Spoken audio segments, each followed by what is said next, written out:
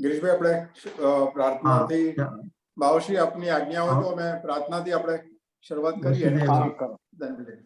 करो जरूर. हाँ.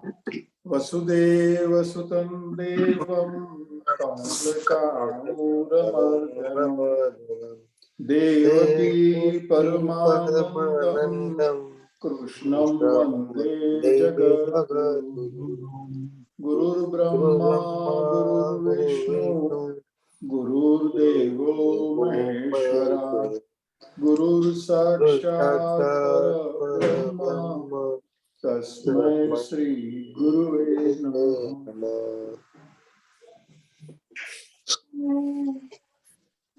આજના આ ગીતા અભ્યાસ વર્ગમાં બધાનું સ્વાગત છે. આપણે આજે આપણો 5મો અભ્યાસ વર્ગ છે અને દરેક અભ્યાસ વર્ગમાં આપણે ગીતા મુખોદ્ગત કરવાનું કામ પણ સાથે સાથે કરીએ છીએ અને બાવાશ્રીના મુખેથી આપણે ગીતાજી પર દર 11 એક અધ્યાય પર સાંભળીએ છીએ. આજે આપણે 4થા અધ્યાય પર બાવાશ્રીને સાંભળીશું, પરંતુ તે પહેલા આપણે 15મો અધ્યાય બધા સાથે મળીને બોલશું. હું વૈભવને રિક્વેસ્ટ કરીશ કે વૈભવ 15મો અધ્યાય પ્લે કરે. પ્લીઝ.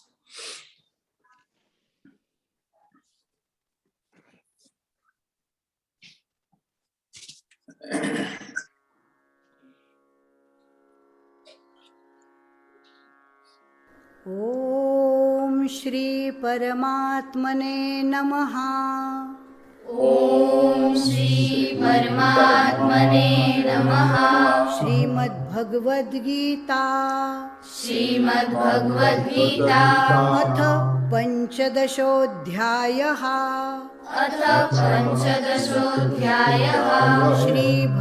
श्रीभगवानुवाच ऊर्ध्वमूलमधः शाखम् अश्वत्थं प्राहुरव्ययम् छन्दांसि यस्य पर्णानि यस्तं वेद स वेदवित्. अधश्चोर्ध्वं प्रसृतास्तस्य शाखा गुणप्रवृद्धा विषयप्रवालाः. अधश्च मूलान्यनुसन्ततानि कर्मानुबन्धीनि मनुष्यलोके. न रूपमस्येह तथोपलभ्यते नान्तो न चादिर्न च सम्प्रतिष्ठा. अश्वत्थमेनं सुविरूढमूलम् असङ्गशस्त्रेण दृढेन चित्वा ततः पदं तत्परिमार्गितव्यम्. यस्मिन् गता न निवर्तन्ति भूयः तमेव चाद्यं पुरुषं प्रपद्ये. यतः प्रवृत्तिः प्रसृता पुराणी निर्मानमोहाजितसङ्गदोषा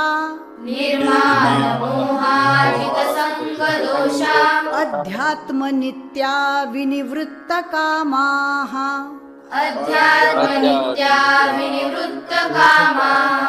द्वन्द्वैर्विमुक्ताः सुखदुःखसंज्ञैर्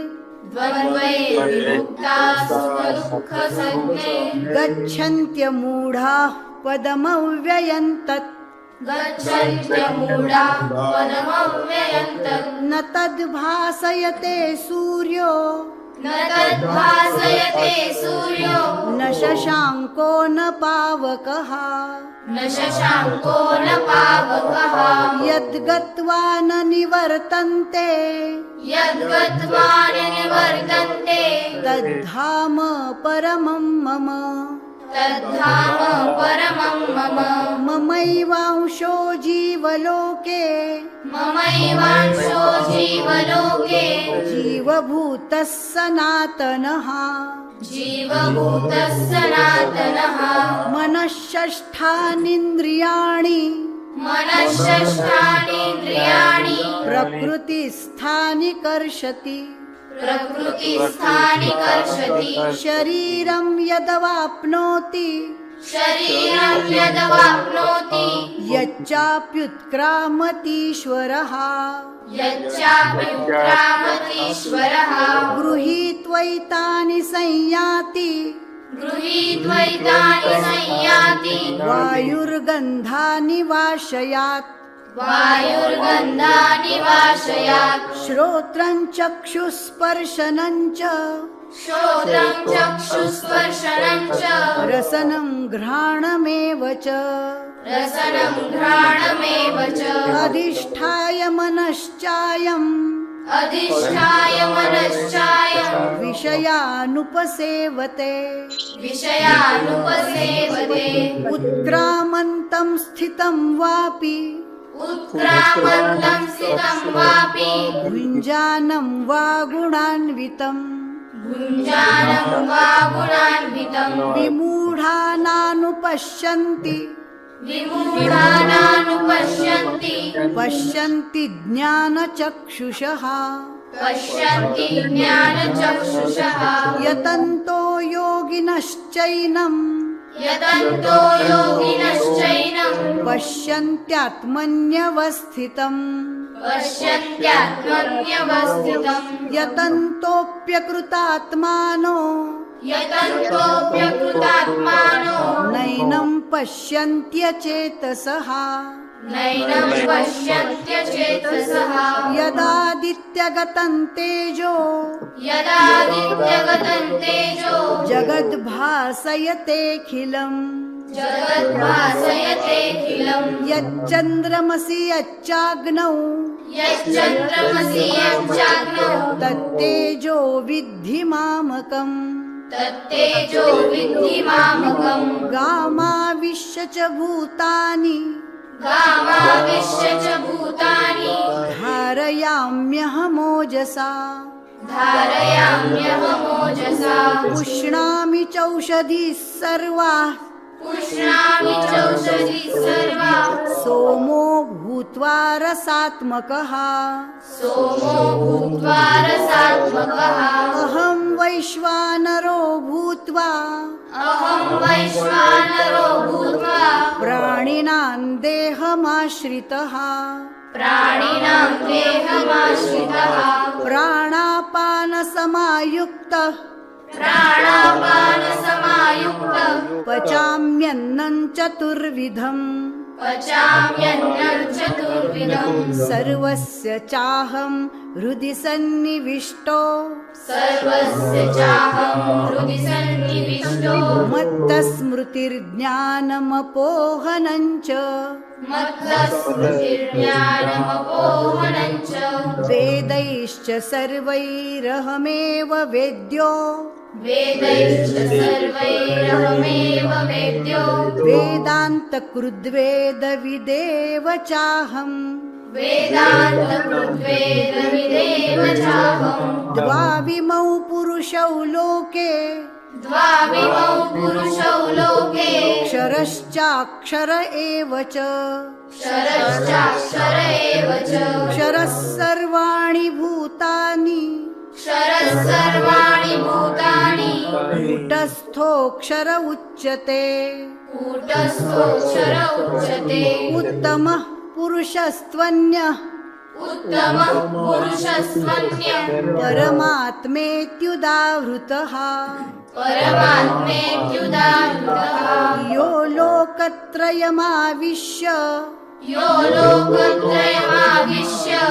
बिभर्त्यव्यय ईश्वरः बिभर्त्यव्यय ईश्वरः यस्मात्क्षरमतीतोऽहम् यस्माक्षरमतीतोऽहम् अक्षरादपि चोत्तमः अक्षरादपि चोत्तमः अतोऽस्मि लोके वेदे च अतोऽस्मि लोके वेदे च प्रथितः पुरुषोत्तमः प्रथितः पुरुषोत्तमः यो मामेवमसम्मूढो यो मामेवं सम्मूढो जानाति पुरुषोत्तमम् जानाति पुरुषोत्तमं स सर्वविद् भजति माम् स सर्वविद् भजति मां सर्वभावेन भारत सर्वभावेन भारत इति गुह्यतमं शास्त्रम् इति गुह्यतमं शास्त्रम्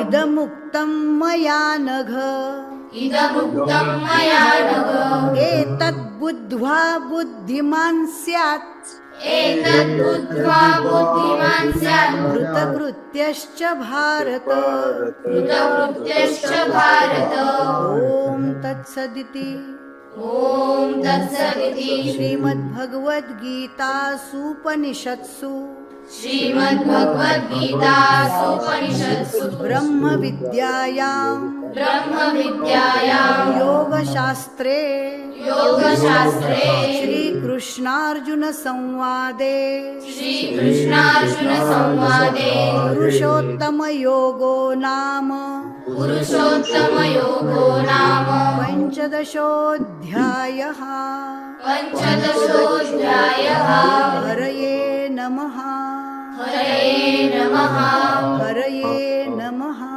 हरये नमः हरये नमः हरये नमः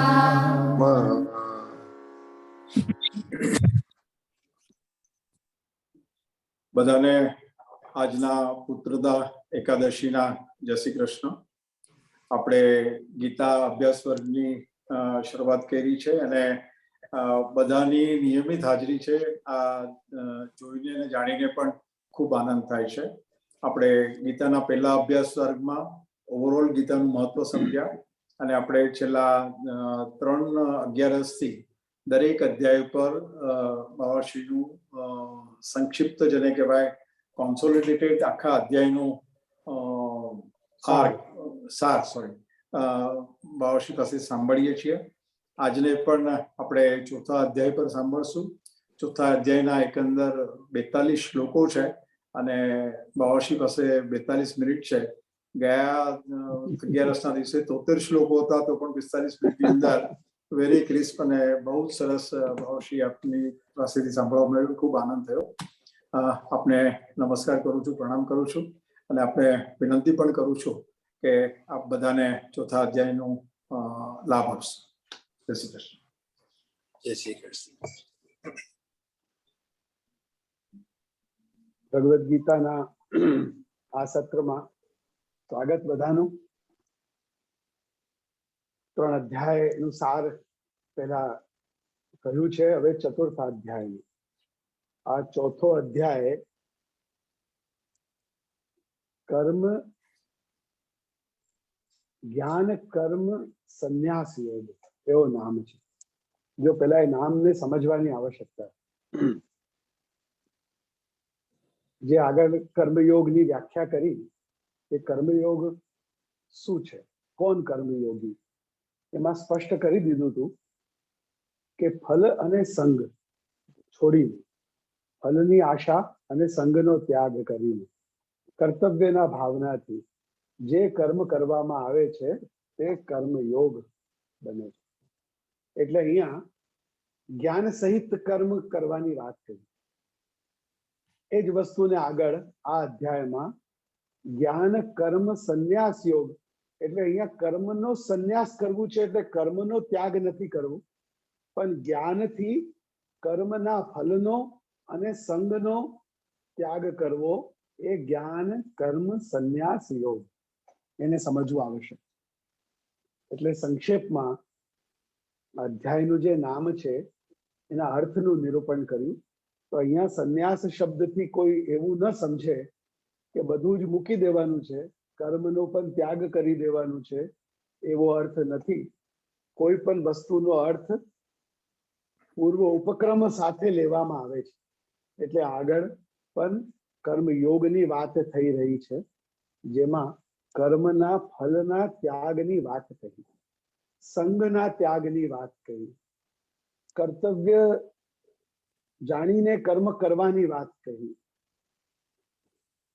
અહંતા મમતા અહંકારનો અને મમતાના ત્યાગપૂર્વક કર્મ કરવાની વાત કહી, લોક સંગ્રહ માટે, લોકમાં સારી પ્રવૃત્તિ બની રહે તેના માટે કર્મ કરવાની વાત કહી. કેટલું બધું સમજાવ્યું.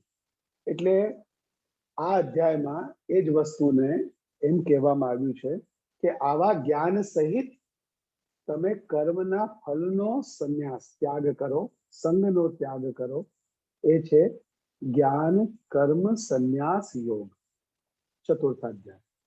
હવે કોઈ પણ યોગ, કોઈ પણ શાસ્ત્ર હોય, સંપ્રદાય હોય, તેની એક પરંપરા હોય છે. તો અહીંયા જે યોગ શાસ્ત્ર ભગવાન કહી રહ્યા છે, જે આપણે પહેલા સૌથી ફર્સ્ટ લેક્ચરમાં વિચાર કર્યું, હરિઓમ તત્સત શ્રીમદ ભગવદ ગીતાસુ ઉપનિષત્સુ બ્રહ્મ વિદ્યાયામ યોગ શાસ્ત્રે કૃષ્ણ અર્જુન સંવાદે. તો આજે યોગ શાસ્ત્ર, જે કૃષ્ણ અર્જુન સંવાદ રૂપ જે અમને આપણે ભણી રહ્યા છીએ, તો આ યોગ શાસ્ત્રની પણ કોઈ પરંપરા હોવી જોઈએ. બધી સંપ્રદાયની પરંપરા છે, તો આ યોગ શાસ્ત્રની પણ કોઈ પરંપરા અવશ્ય હોવી જોઈએ. એ શું છે?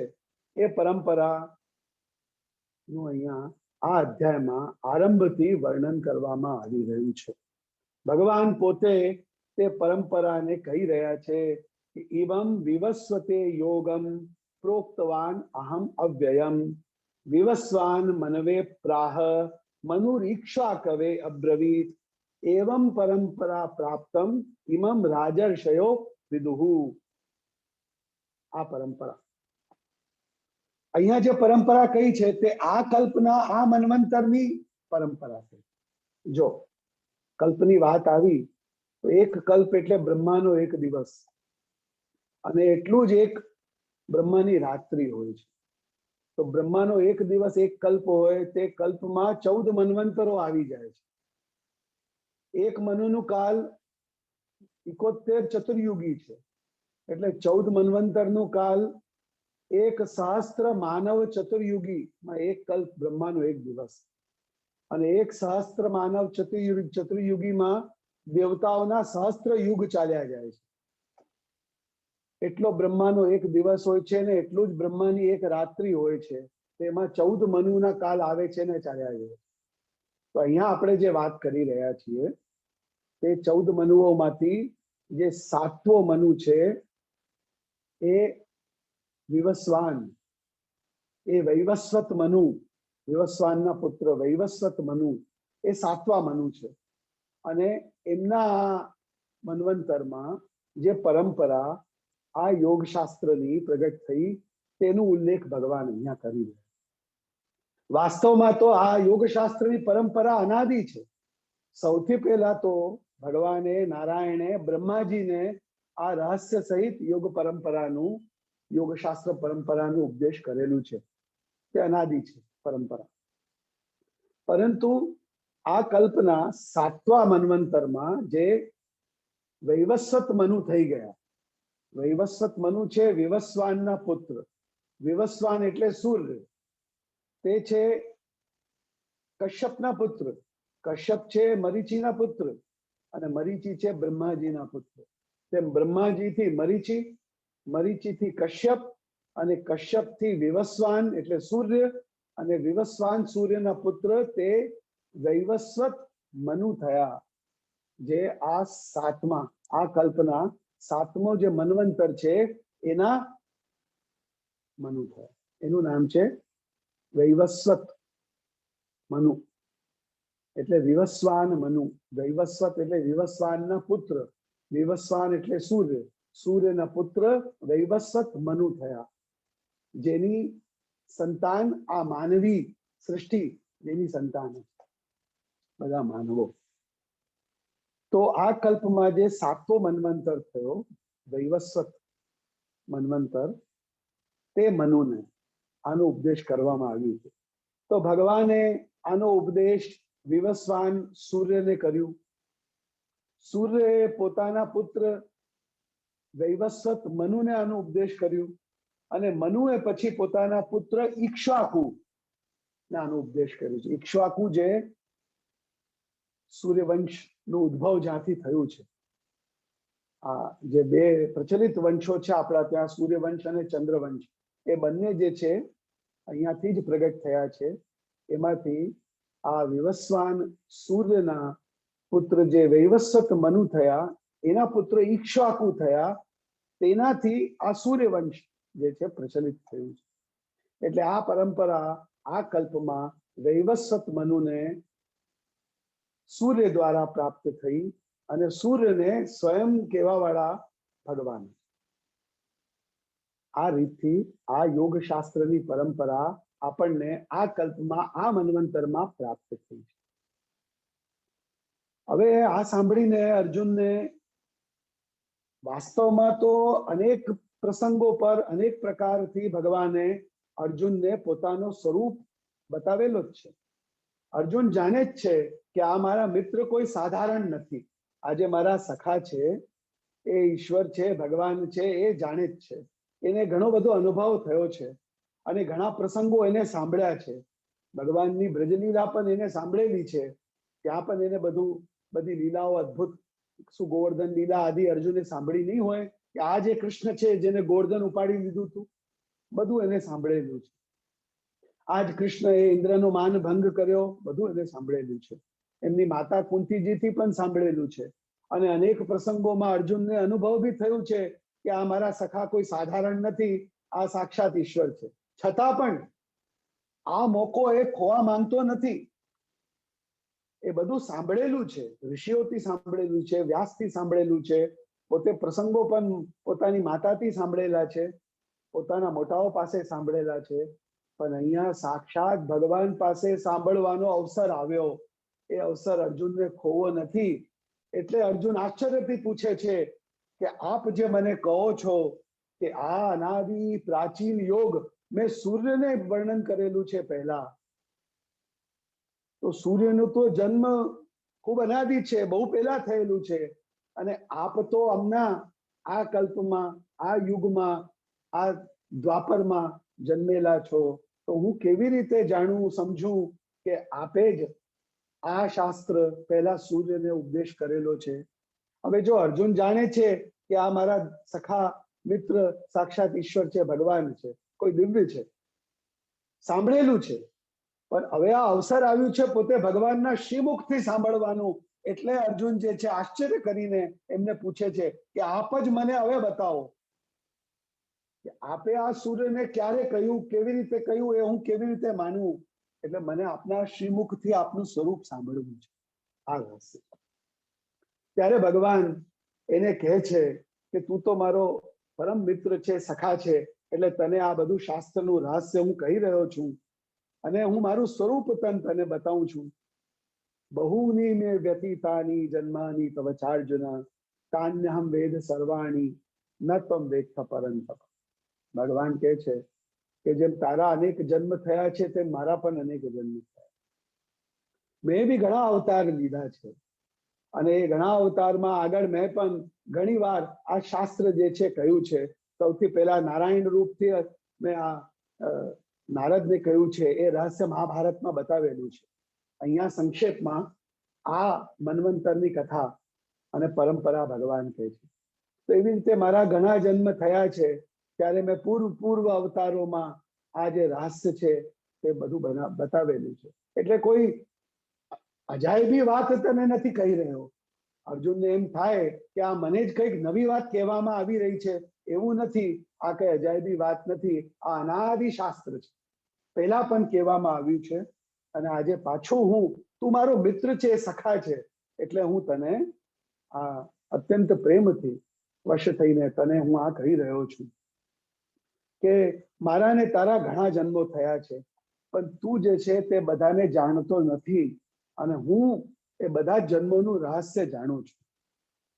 એટલે હું વારંવાર ઘડી ઘડી હું જન્મ લઉં છું, અવતાર લઉં છું ત્યારે મનમાં પ્રશ્ન થાય કે માનવ તો અવતાર, માનવ તો જન્મ લે છે, પણ ભગવાન કેમ પુનઃ પુનઃ જન્મ લે છે, અવતાર લે છે? ભગવાનનું જન્મ છે તે અવતાર છે.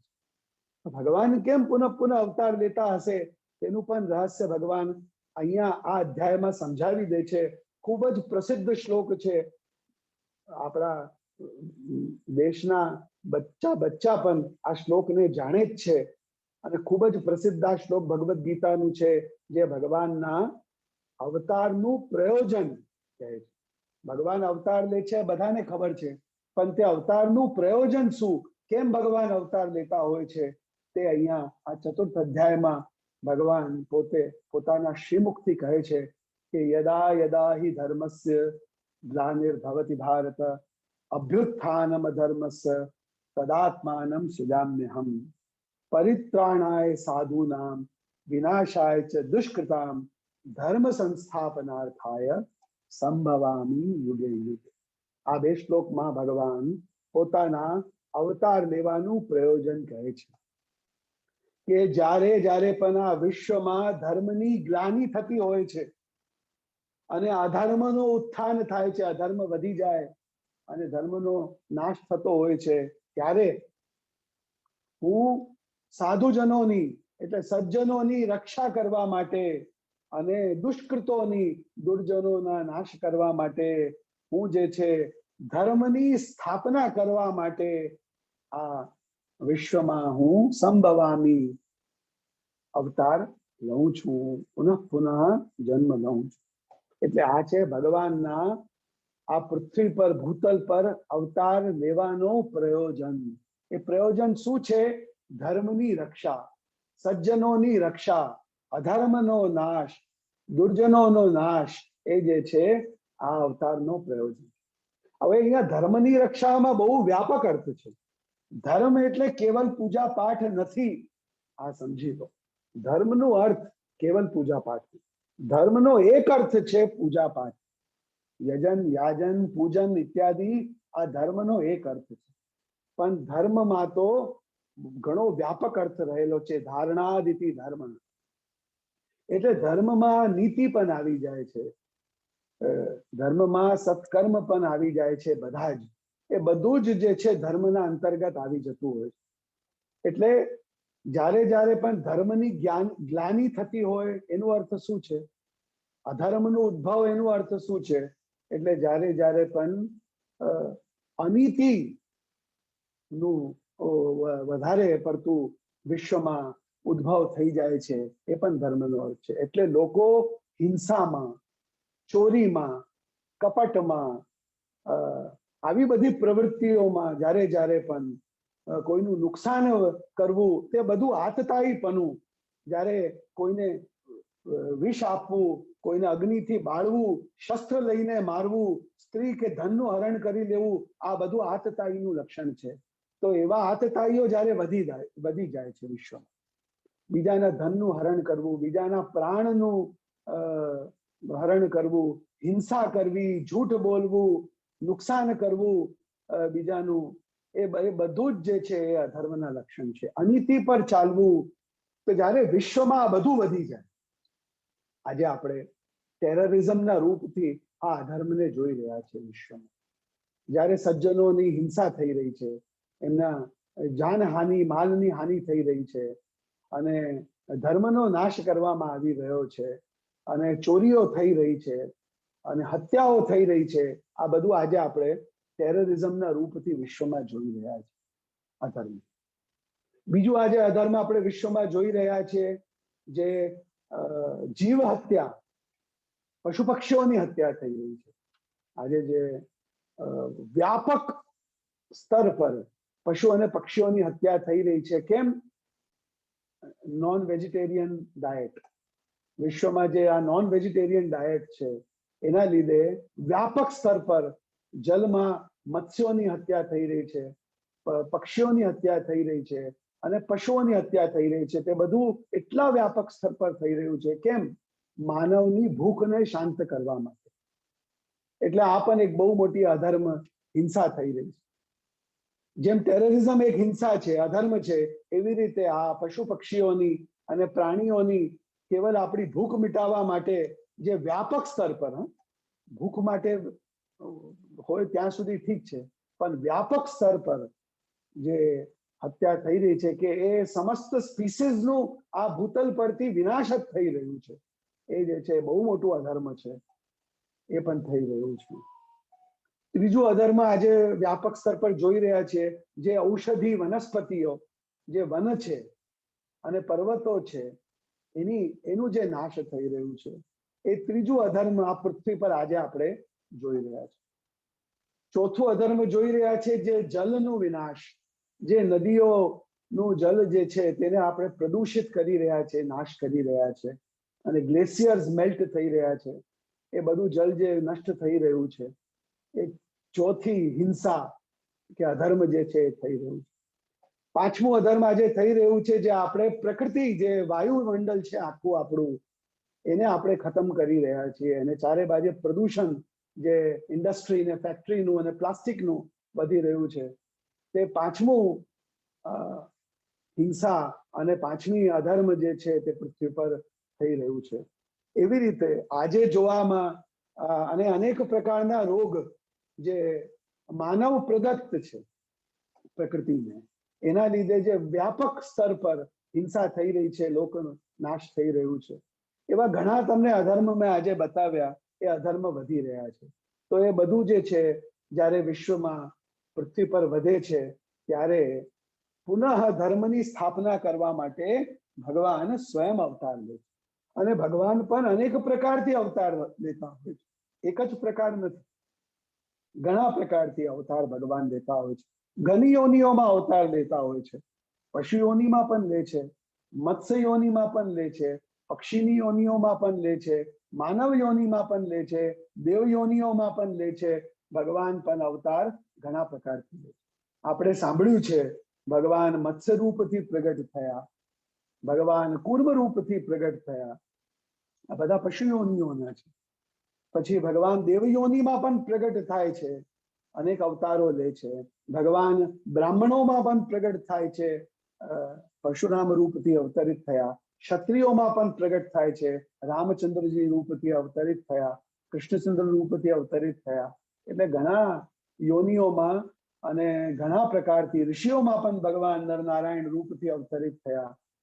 તો દેવ યોનિમાં, ઋષિઓમાં, માનવોમાં, પશુ યોનિમાં, બધામાં ભગવાન અવતરિત થતા હોય છે, અને અનેક પ્રકારથી અવતાર લઈને ભગવાન આ વિશ્વનું કલ્યાણ કરતા હોય છે. આજ આપણે વૈવસ્વત મનુની વાત કરી, જે સૂર્યના પુત્ર થયા. બ્રહ્માના મરીચી થયા, મરીચીથી સૂર્ય થયા, મરીચીથી કશ્યપ થયા, કશ્યપથી સૂર્ય થયા, સૂર્યથી આ મનુ, વૈવસ્વત મનુ થયા.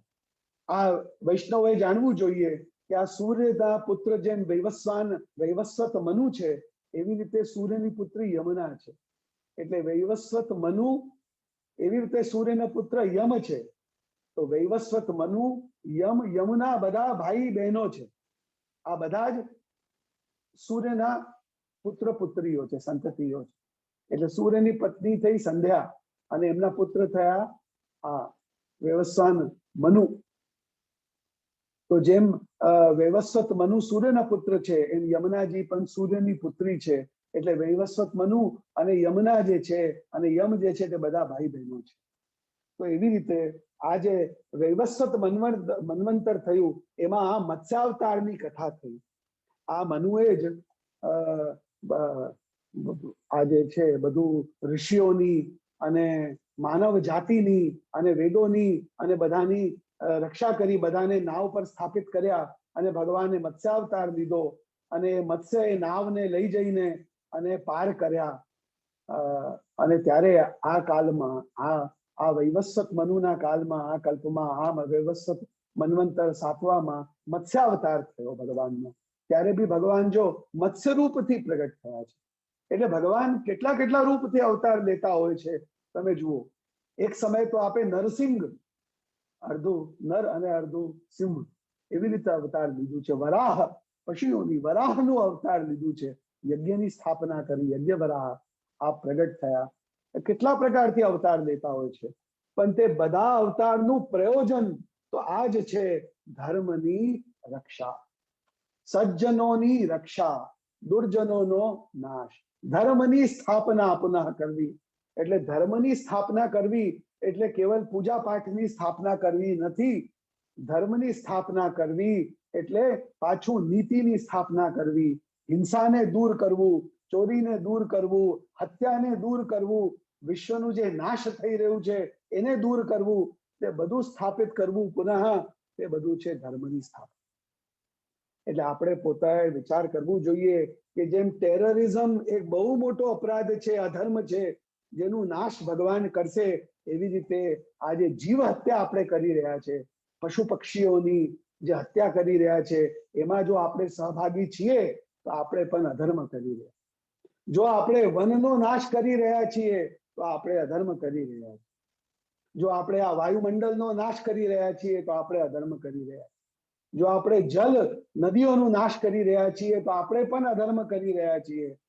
એ બધું જાણવું જોઈએ. તો કોઈના કોઈ પ્રકારથી આપણે કેવલ એટલું માનીએ કે હું ઘરમાં બેસીને પૂજા પાઠ કરું છું એટલે હું ધર્મ કરી રહ્યો છું, બાકી બધું જે છે તે હું કઈ કરતો નથી, એવું નથી. આ પૂજા પાઠ એક ધર્મ છે, પણ જો બારે તમે જીવ હત્યા કરતા હો, વૃક્ષોની હત્યા કરતા હો, જો તમે વાયુમંડળનું પ્રદૂષણ કરતા હો, જલનું પ્રદૂષણ કરતા હો, તો તમે પણ અધર્મ કરી રહ્યા છો. એટલે આ બધું આપણે ધ્યાન રાખીને ચાલવું જોઈએ કે આના માટે જ ભગવાન જે છે પુનઃ પુનઃ અવતાર લેતા હોય છે, અધર્મનું નાશ કરવા માટે અને ધર્મની રક્ષા કરવા માટે. તો આપણે પણ એમાં માનવ રૂપથી આપણો એમાં એક એ હોવું જોઈએ કે આપણે કેવી રીતે આમાં સહાયક થઈએ. તો આપણે પણ આ બધી ચીજને નકારવું જોઈએ, ટેરરિઝમને નકારવું જોઈએ.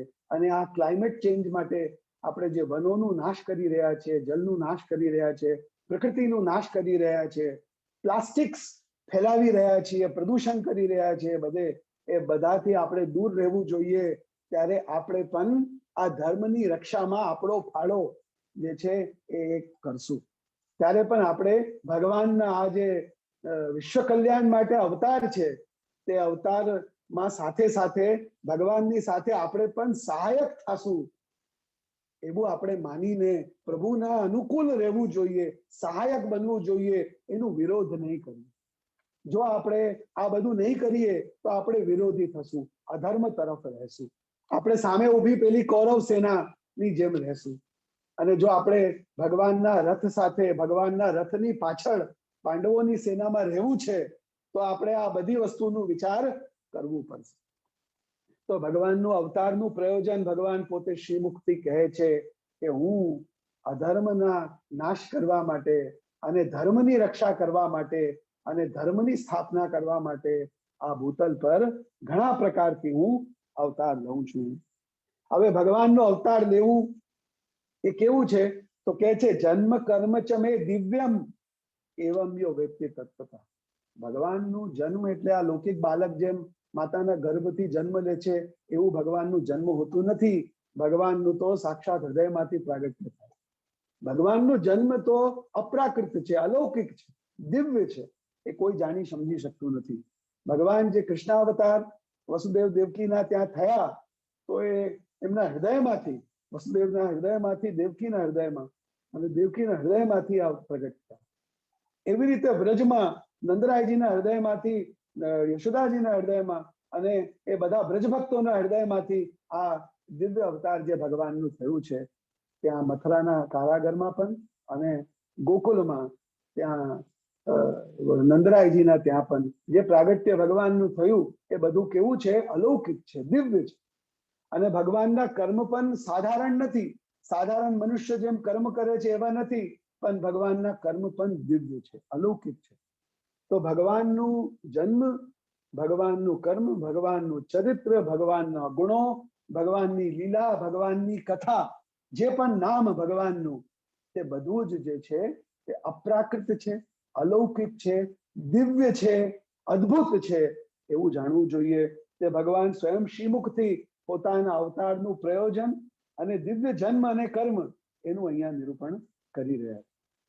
અને ભગવાન એટલું જ નહીં, એમ કે છે કે જે આ મારું સ્વરૂપ આ મારું જન્મ, આ મારા કર્મ, મારા ચરિત્ર, મારા નામ, મારા ગુણ, મારી લીલા, એને પણ જે તત્વથી, એટલે જેમ જે બતાવેલી છે એવી રીતે જે જાણે છે, સમજે છે, શ્રદ્ધાથી સાંભળે છે, તે પણ બધા જે છે તે મુક્ત થઈ જાય છે.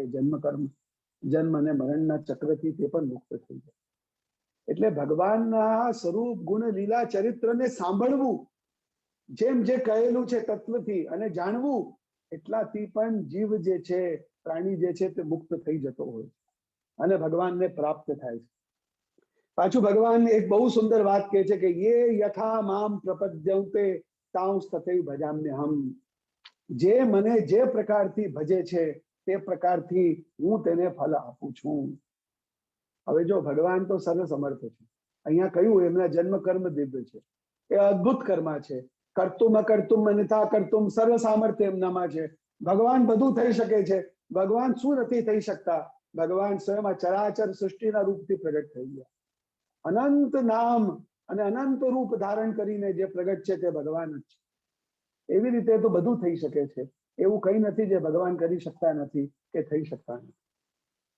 આપણે શું થવું છે, આપણે શું કરવું છે, એ આપણે વિચારવું છે.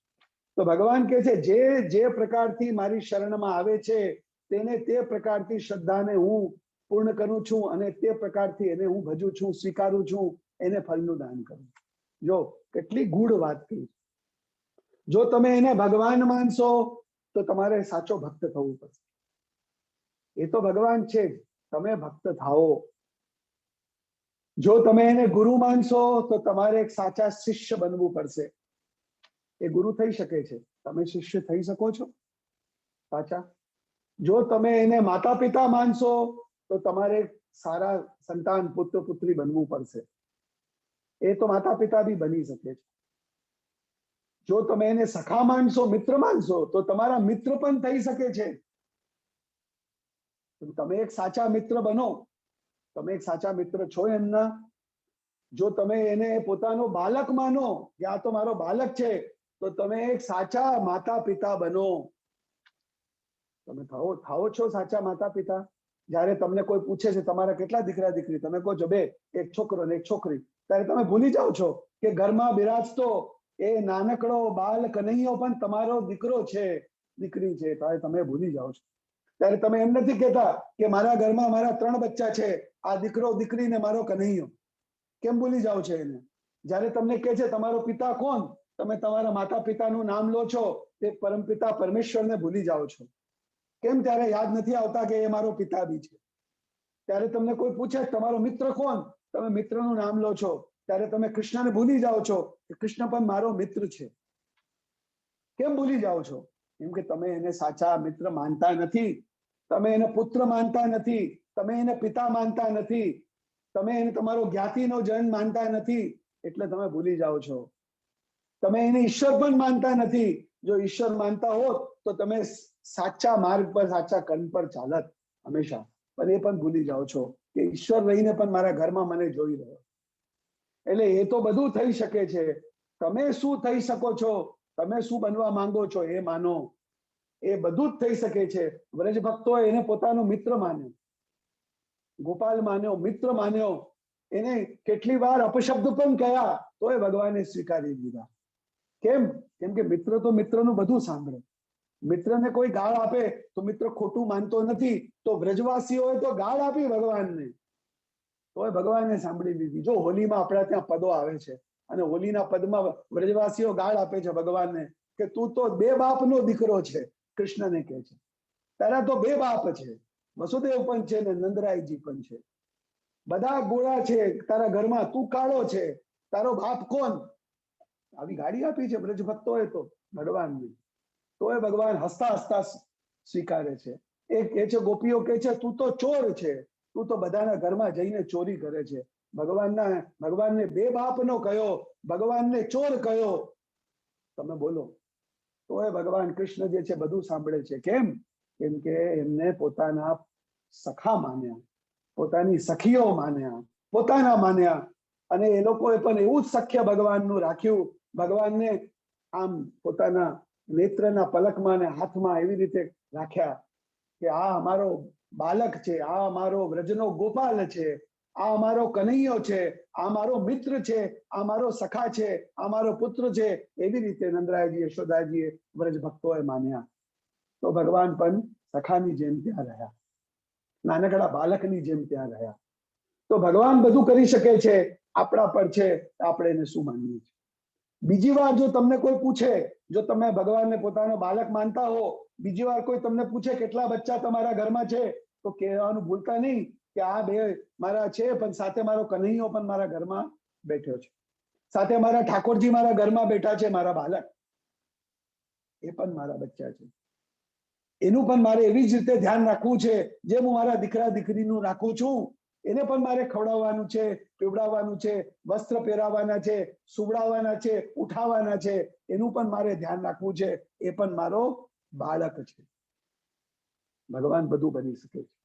એટલે ભગવાન કહે છે કે યે યથા મામ પ્રપદ્યંતે તાંસ્તતે ભજામ્યહમ. તમે જે રીતથી મને ભજશો તે રીતથી હું તમને ફળનું દાન કરીશ. તમે સમજો કે તમારે શું બનવું છે, હું બધું બની જઈશ તમારી. તમે મારા પિતા બનશો, હું તમારું બાલક બની જઈશ. તમે મારા અગર શિષ્ય બનશો, હું ગુરુ બની જઈશ. તમે મારા સખા બનશો, હું તમારો સખા બની જઈશ. પણ તમે તો બનો, તમે તો સાચા અર્થમાં મને પોતાનો માનો અને જાણો. જ્યારે આપણા ઘરમાં કોઈ પ્રસંગ આવે મોટું, ત્યારે આપણે ઝાંપી કરીને ઠાકોરજીની બીજાના ઘરમાં પધરાવી દઈએ છીએ. ઓહો, મારા ઘરમાં મોટું પ્રસંગ છે. આખી દુનિયાને આપણે ન્યોતો આપીએ, નિમંત્રણ આપીએ, આપણા પ્રભુને ભૂલી જઈએ છીએ. એટલે વૈષ્ણવ સમાજમાં આ નિયમ છે કે સૌથી પહેલી પત્રિકા આપણા ઠાકોરજીની લખવી, શ્રીનાથજીની લખવી, મહાપ્રભુજીની લખવી, ઘરના ઠાકોરજીની લખવી, અને એમનો મનોરથ કરવો, એમને ઠાકોરજીને લાડ લડાવવા, પછી આપણે ઘરનો કોઈ પ્રસંગ કરવો. જો આ વૈષ્ણવ માર્ગમાં પરંપરા છે, કેટલી સારી પરંપરા છે. કઈ બી આપણે વિચાર કરતા હોઈએ, પેલા ઠાકોરજીનો વિચાર કરીએ. એમને અમારે ભોગ ધરવા છે, એમને વસ્ત્ર ધરાવવા છે, એમને હું કંઈક મનોરથ કરું મનમાં, અને પછી હું મારા માટે કરું. એમનું નામ પહેલા લઉં, પછી હું કંઈક કરું મારી માટે. કેટલી સુંદર પરંપરા છે. એટલે યે યથા મામ પ્રપદ્યંતે તાંસ્તતે ભજામ્યહમ. જે પણ પ્રકારથી ભગવાનને માને છે, જાણે છે, શરણમાં આવે છે, તે જ પ્રકારથી ભગવાન જે છે એના શ્રદ્ધાને, એના ભાવને પરિપૂર્ણ કરતા હોય છે. એ અહીંયા ભગવાન કહે છે. સાથે ભગવાન કહે છે કે જો હું પણ અવતાર લઈને કર્મ કરું છું. મેં આ સૃષ્ટિની સ્થાપના કરી, અને આ સૃષ્ટિમાં ચાતુર્વર્ણ્ય ને સ્થાપિત કરવા વાળો હું જ છું. ચાતુર્વર્ણ્ય મયા સૃષ્ટમ ગુણ કર્મ વિભાગ છે. ચાતુર્વર્ણ એટલે આ વર્ણ અને આશ્રમની વ્યવસ્થા આ ભગવાને સ્થાપિત કરી. બ્રાહ્મણ, ક્ષત્રિય, વૈશ્ય, શુદ્ર, અને આ ચારે ચાર આશ્રમ, એના સાથે આ ચારે ચાર આશ્રમ જે છે તે આપે સ્થાપિત કર્યા. બ્રહ્મચર્ય આશ્રમ, ગ્રહસ્થાશ્રમ, વાનપ્રસ્થ અને સંન્યાસ આશ્રમ. આ ચારે વર્ણ અને આશ્રમના સંસ્થાપક સાક્ષાત સ્વયં ભગવાન પૂર્ણ પુરુષોત્તમ ભગવાન શ્રી કૃષ્ણ પોતે કહે છે. અને કેવી રીતે મેં સ્થાપિત કર્યા? ભગવાન કે જે ગુણ કર્મ વિભાગ શાહ, એ બધાને મેં સ્થાપિત કર્યા. તેમાં તે ગુણ મૂક્યા, અને તેને તે કર્મ મેં બતાવ્યા છે. હવે જુઓ, આપણે ગુણ મૂકી દીધા અને કર્મ મૂકી દીધા, અને પોતાને આપણે બ્રાહ્મણ, હું ક્ષત્રિય, હું વૈશ્ય, હું શુદ્ર એમ કહીએ. એક પણ ગુણ નથી, એક પણ એનો ધર્મ રહ્યું નથી, એક પણ એના કર્મ રહ્યા નથી. ખાલી આપણે નામ માત્ર કરીએ છીએ. એટલે કેવલ આભાસ છે. સાચો અર્થ આપણે વર્ણ અને આશ્રમનું સમજતા નથી, અને વર્ણ અને આશ્રમને દોષ આપીએ છીએ. વર્ણ અને આશ્રમ ગુણ અને કર્મના વિભાગથી બનેલું છે. જન્મ બી એક ગુણ છે. બ્રાહ્મણના કુલમાં જન્મ લેવામાં પણ એક બ્રાહ્મણત્વ આવે છે, પણ એટલા માત્રથી આવતું નથી. જન્મ ના જાય તે શૂદ્ર સંસ્કારાત દ્વિજોચ્યતે એમ કહ્યું છે. જન્મથી બધા શૂદ્ર છે, પણ સંસ્કાર જેમ પ્રાપ્ત થાય તેમ તે સાચા અર્થમાં બ્રાહ્મણ, ક્ષત્રિય, વૈશ્ય આદિ બને. આપણે એટલે જનોઈ આપીએ છીએ. જનોઈ એક સંસ્કાર છે. એના પછી કર્મ કરવાનું છે. ખાલી જનોઈ લઈ લઈએ એટલે આપણે કહી દઈએ હું બ્રાહ્મણ, જનોઈ લઈ લઈએ કહી દઈએ હું ક્ષત્રિય, હું દ્વિજ. એટલાથી થતું નથી. હવે કઈક કર્મ કરવાનું છે, હવે વેદ ભણવાનું છે, અને વેદમાં કહેલા કર્મો કરવાના છે. ત્યારે સાચા અર્થમાં તમે બ્રાહ્મણ કે ક્ષત્રિય કે વૈશ્ય કે શુદ્ર બનશો. એના વગર નહીં. આજે આપણો આગ્રહ રહી ગયો છે બધાને જનોઈ આપો, જનોઈ આપો, જનોઈ આપો. હમણાં હું ગયો હતો દ્વારકા પાસે ત્યાં સૌરાષ્ટ્રમાં ત્યાં એક કર્મ થયું હતું, જનોઈ આપવાનું. મેં જનોઈ આપી, ત્યાં પ્રવચન કરીને મેં કહ્યું, આજે તો તમે જનોઈ મારા હાથથી અપાવી, કાલે તમારા બાળક જનોઈ કાઢીને મૂકી દેશે. શું અર્થ રહી ગયો? હજારો રૂપિયા ખર્ચ્યા, તમે બ્રાહ્મણોને બોલાવ્યા, પ્રસ્તાવ કર્યો, વલ્લભકુલને પધરાવ્યા મને અહીંયા, અને આજે આ પ્રસંગ કર્યો, જનોઈ પહેરાવી તમારા બચ્ચાઓને, કાલે પેલા બચ્ચાઓ જનોઈ કાઢીને મૂકી દેશો, તમે કઈ કહેવાના નથી. તો કેવલ જનોઈ લઈ લેવાથી શું એ બ્રાહ્મણ કે ક્ષત્રિય થઈ ગયા? નહીં. એ તો કેવલ સંસ્કાર છે. સંસ્કારનો અર્થ છે હવે મારે આગળ કઈ કરવાનું છે, એની શુદ્ધિ મને મળી. એ કર્મ કરવા માટે યોગ્યતા, શુદ્ધિ મને આજે પ્રાપ્ત થઈ આ જનોઈ લઈને. પણ આજે તો મારો પહેલો દિવસ છે. જેમ સ્કૂલમાં એડમિશન લઈએ આપણે, એડમિશન લેવાથી જ્ઞાન બધું મળી જતું હોય છે. કોઈ કે મેં મારા બચ્ચાને બહુ મોટી સ્કૂલમાં, યુનિવર્સિટીમાં એડમિશન લેવડાવી લીધું, હવે એને હું ઘરે બેસાડી લઉં, એટલાથી એને જ્ઞાન મળતું હોય છે? નહીં. એડમિશન લેવું તો આરંભ છે, એના પછી ભણવું પડે, ગ્રેજ્યુએટ થવું પડે, ત્યારે એને જ્ઞાન મળે છે. એટલે આ જનોઈ લેવી કે આ કંઠી લેવી એ તો એડમિશન છે કેવલ. એના પછી તમારે કર્મ કરવાના છે, ત્યારે તમને એનું ફલ મળશે, એ સમજી લો. એટલે વૈષ્ણવોને આગ્રહ છે હું કંઠી લઉં, કંઠી લઈને સમજે હું કૃતાર્થ થઈ ગયા. અમે વૈષ્ણવમાં આગ્રહ છે જનોઈ લઈએ, અમે અમારા બચ્ચાઓને જનોઈ અપાવીએ, જનોઈ લઈને થાય હવે કૃતાર્થ થઈ ગયા, અમે જનોઈ લેવડાવી લીધી. અરે ભાઈ, કંઠી લઈને હવે આગળ સેવા કરવાની છે આજીવન. જનોઈ લઈને તમારે ગાયત્રી જપવું છે, જનોઈ લઈને તમારે યજ્ઞ કરવાના છે, જનોઈ લઈને તમારે વેદ ભણવાનું છે, જનોઈ લઈને તમારે આગળ બીજા વેદમાં કહેલા કર્મ કરવાના છે.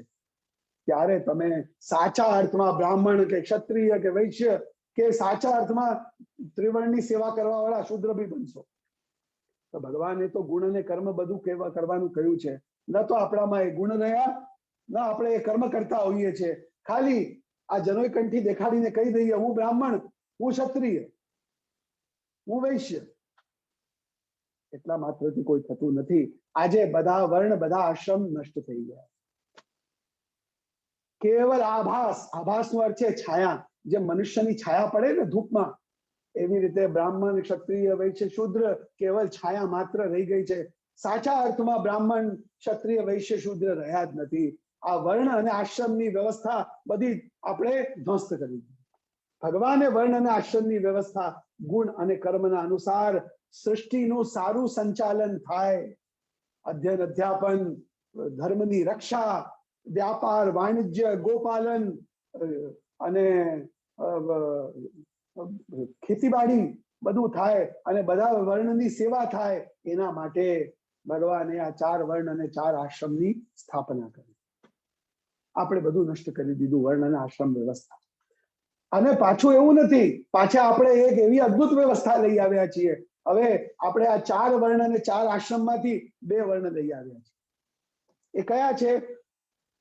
haves અને have nots.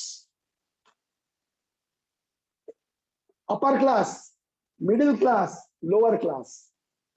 આ આપણે લાવ્યા છીએ. ભગવાન નહોતા લાવ્યા. ભગવાન લાવ્યા હતા 4 વર્ણ, 4 આશ્રમ. ભગવાન લાવ્યા હતા અધ્યયન, અધ્યાપન, યજન, યાજન, ધર્મની રક્ષા, ખેતીવાડી, ગોપાલન, વ્યાપાર, વાણિજ્ય અને બધા વર્ણોની સેવા. ભગવાન આ વર્ણ અને આશ્રમ લાવ્યા હતા. આપણે શું લઈને આવી ગયા? આપણે આ બધું મૂકી દીધું અને આપણે શું લાવ્યા? Upper class, lower class. આપણે લાવ્યા ધન અને ધનનો અભાવ. આજે આખી વિશ્વની વ્યવસ્થા આ 2 ક્લાસથી આપણે ચલાવી રહ્યા છે. આજે 2 જ વર્ણ છે, 2 જ આશ્રમ છે. એક વર્ણ છે ધનિક, એક વર્ણ છે ગરીબ. એક બિલો પોવર્ટી લાઈન અને એક ઉપર. 2 જ ક્લાસ આપણે લઈને આવ્યા છીએ. આખું વિશ્વ આપણે 2 વર્ણમાં, 2 ક્લાસમાં, 2 એમાં કરી નાખ્યું છે. વિશ્વમાં પણ એમ ગણાય છે આ developed nations are developing under developed nations. વિશ્વમાં પણ એવું જ ગણાય છે. સમાજમાં પણ એવું ગણાય છે. આ કોણ? આ બહુ સારા, બહુ ઊંચા, ખૂબ ધન. જેના પાસે ધન છે એ જ જ્ઞાની, જેના પાસે ધન છે એ જ સંસ્કારી, જેના પાસે ધન છે એ જ બધું. અને આ બિચારા ગરીબ નિર્ધન. એટલે એના પર ન તો જ્ઞાન છે, ન સંસ્કાર છે, ન કઈ. જે ભગવાન ચાતુર્વર્ણ લાવ્યા, 4 વર્ણ 4 આશ્રમ, આપણે બધું નાશ કરી દીધું અને 2 લઈને આવી ગયા, હેવ્સ એન્ડ હેવ નોટ્સ. આખા વિશ્વને 2 માં ભાગ કરી દીધું. ગરીબી રેખાની નીચે, ગરીબી રેખાની ઉપર. આ બધું અને આ કઈ નહીં. જેના પાસે ધન છે એ બધું સર્વસ્વ અમારો, એને હાથ જોડીએ. જેના પાસે કઈ નથી એ કીડા મકોડા. આવી આપણે સૃષ્ટિની વ્યવસ્થા કરી દીધી છે. તમે જુઓ, વિચારો. અને આ પછી આપણે શું કરીએ? પછી આપણે વર્ણ વ્યવસ્થાને ગાળો આપીએ. આ શું છે? આ બ્રાહ્મણ, ક્ષત્રિય, વૈશ્ય, શૂદ્ર, આ બધું શું છે? આ બધું તો સૃષ્ટિમાં હોવું નહીં જોઈએ. આવું બધું ફરક. તો પછી આજે આપણે જે ફરક કરીને બેઠા છે એનું શું? એનો વિચાર કરવું જોઈએ. એટલે ભગવાન પછી ચાતુર્વર્ણની વાત કરીને કહે છે, કિમ કર્મ, કિમકર્મ, વિકર્મ. આની પણ વિચાર કરવું જોઈએ. 3 વસ્તુ કહી: કર્મ, અકર્મ અને વિકર્મ. અને એમાં કહે છે કવયોપ્યત્ર મોહિતા. કવિ એટલે જ્ઞાનીઓ પણ આમાં મોહિત છે.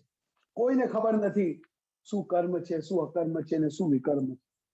મોહિત છે સૃષ્ટિ. એને ખબર જ નથી કે મારું શું કર્તવ્ય છે, મારે શું કરવું જોઈએ, કેવી રીતે કરવું જોઈએ, ક્યારે કરવું જોઈએ. કોઈ એનું જ્ઞાન નહીં. તો ભગવાન કહે છે કે આ 3 વસ્તુનું જ્ઞાન હોવું જોઈએ: કર્મ, અકર્મ, વિકર્મ. હવે આ શું છે? સરળ શબ્દોમાં કહું તો સાત્વિક જેટલું પણ કરેલું છે તે બધું અકર્મમાં આવે છે. એટલે આ કર્મયોગ જે છે એ અકર્મ છે.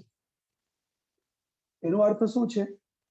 ફલની આશા મૂકીને, સંગનો ત્યાગ કરીને, સ્વાર્થ મૂકીને, વિશ્વના કલ્યાણ માટે જ્યારે આપણે કોઈ કર્મ કરીએ છીએ, પરોપકારની ભાવનાથી, લોક સંગ્રહના ભાવથી, અહંતા મમતા એટલે અહંકારને મૂકીને, પોતાના સ્વાર્થને મૂકીને, બધાનો વિચાર કરીને, વિશ્વના કલ્યાણ માટે જ્યારે આપણે નિજી સ્વાર્થ મૂકીને કંઈ પણ કર્મ કરતા હોઈએ છીએ તેને કર્મયોગ, એને અકર્મ કહેવામાં આવેલું છે. એવો વ્યક્તિ કર્મ કરવામાં પણ કોઈ પણ બંધનમાં ફસતો નથી. કર્મના એ કર્મ કરવું કર્મ છે, કર્મયોગ છે. એનું કોઈ બંધન થતું નથી. એ કર્મ વ્યક્તિને બાંધતો નથી જન્મ કર્મમાં. એ કર્મ તો વ્યક્તિને મુક્ત કરી દે છે, કેમ કે એ જ્ઞાન સહિત કરવામાં આવેલું છે. જ્ઞાન વગર મુક્તિ નથી. એટલે એ કર્મને જો તમે ઇગ્નોરન્ટની જેમ કરશો તો તમે જન્મ ને મરણમાં ચક્કરમાં બંધાશો. પણ એ જ કર્મને જો તમે જ્ઞાન સહિત કરશો, કર્મ યોગ માનીને કરશો, ભગવદ આજ્ઞા માનીને કરશો, કર્તવ્ય જાણીને કરશો, નિહિત સ્વાર્થ મૂકીને વિશ્વના કલ્યાણ માટે કરશો, સંગનો ત્યાગ કરીને કરશો, વિશ્વને એક સારો માર્ગ દેખાડવા માટે, લોક સંગ્રહ માટે કરશો, તો જ્ઞાન સહિત કરેલું એ કર્મ તમને મુક્ત કરશે. એ જ અહીંયા અકર્મ છે. એ સાત્વિક છે. સાત્વિક સત્વ ભાવથી, સત્વથી કરેલું. સત્વાત સંજાય તે જ્ઞાનમ. એ જ્ઞાન સહિત કરેલું કર્મ છે, એ અકર્મ છે. એ છે કર્મયોગ. હવે રાજસ ભાવથી કોઈ ફલની ઈચ્છા માટે કે હું મોટો, મેં આ કર્યું, આ ફલ મને મળવું જોઈએ, એવા રાજસ ભાવથી અગર કોઈ કરે છે, એવા જે રાજસ કર્મ છે એને કર્મ કહેવામાં આવ્યું છે.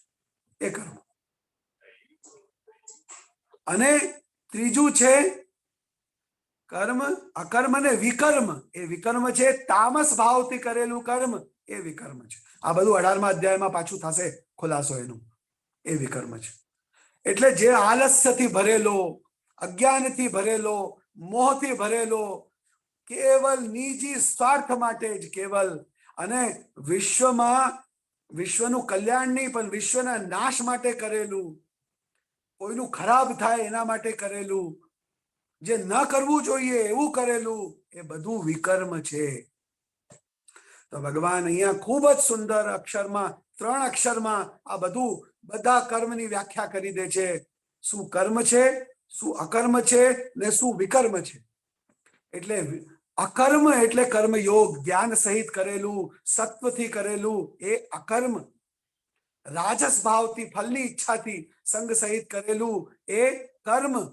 અને તામસ ભાવથી કરેલું, કોઈના નુકસાન માટે કરવું, નિજી સ્વાર્થથી ભરેલું જે છે, જે ન કરવું એવું કરવું, એ બધું વિકર્મ છે. એનું રહસ્ય ભગવાન અહીંયા બતાવે છે કે તમે એને સમજો પેલા, અને આ બધું સમજીને તું કર્મ કર. તું ફલને મૂકીને, સંગને મૂકીને જ્ઞાન સહિત કર્મ કર. તું લોક સંગ્રહ માટે કર્મ કર. તું અહંકાર મૂકીને કર્મ કર. તું મમતા મૂકીને કર્મ કર. તું બધું મને અર્પણ કરે છે એ ભાવથી કર્મ કર.